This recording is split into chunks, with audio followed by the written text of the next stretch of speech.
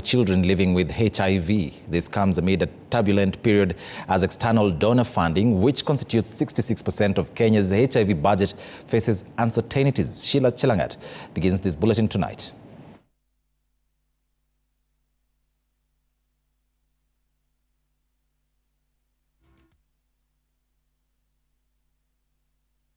"20 years ago, the HIV and AIDS epidemic was thought to be one that would wipe out an entire population, but this was slowed down by the advances made in HIV prevention, care and treatment. Natumia only Septrin, but madaktari wengi wakakuja wakasema kwamba kuna facilities ambazo ziko na madawa, nikaanza sasa kutumia.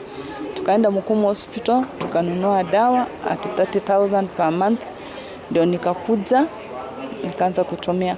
Edna's fears mirrored that of the over 2.5 million people who were infected in the year 2001, according to UNAIDS. The worry being the high mortality rates and prevalence rates. Kenya is keen on ending HIV and AIDS in children by 2027 as part of its commitment under the Global Alliance Fund.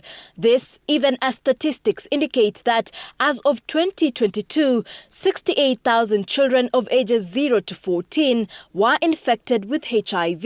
In Kenya, 88,853 adolescents of age 10 to 19 are living with HIV, with 85% of children on antiretroviral drugs. This indicating a positive step as 74% of children have achieved viral suppression. For Alice, who has worked with hundreds of mothers in preventing transmission of HIV during pregnancy and breastfeeding, the progress noted is truly heartwarming. And I see that they are taking this thing positively and they are giving back to HIV negative babies.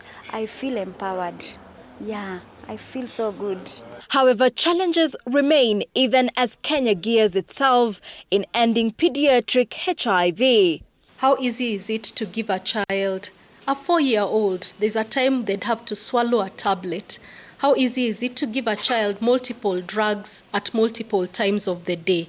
So all these considerations to ensure that you have regimens that are responsive to the pediatric population. Kenya's flowery efforts towards ending this scourge has received backing from external funding, one such program being PEPFAR. There has been a 68.5% reduction in new HIV infections and 53% reduction in HIV-related mortality, accompanied by tremendous improvements in the quality of life of persons living with HIV. And as Kenya matures into an upper middle income economy, it is expected to contribute over 50% funding from domestic sources. HIV-related commodities are estimated to cost between Kenya shillings 27 or between 27 and 30 billion annually. And owing to a decline in donor support, the funding gap now stands at US dollars 11.7 million. With 66% of Kenya's HIV budget financed by donors, concerns are rife as Kenya's main donor PEPFAR now struggles to secure a 5-year $6.8 billion funding from the US Congress. Congress is moving slowly at getting that forward. However, we do think we're going to be able to do so, and we just need to make sure that we are reassuring our folks in Congress that the HIV money is being spent on HIV and being spent on services. I want to make sure that I'm not worrying you about reauthorization because it's a 5-year process. The money still comes because that happens through allocation every year.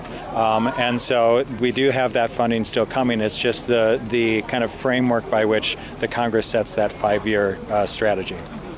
As for Edna, she only hopes that others as well as herself get access to drugs, which in her words, she says, have formed her story of hope. And in general, we try to keep at minimum a 6-month supply of these commodities. And so there should be no fear that we're running short. 20 years ago, the HIV and AIDS pandemic in Kenya was looked at as an agonizing death sentence. Fast forward to now, the transformation is a living reality. Sheila Chelangat for TV 47 in Nairobi.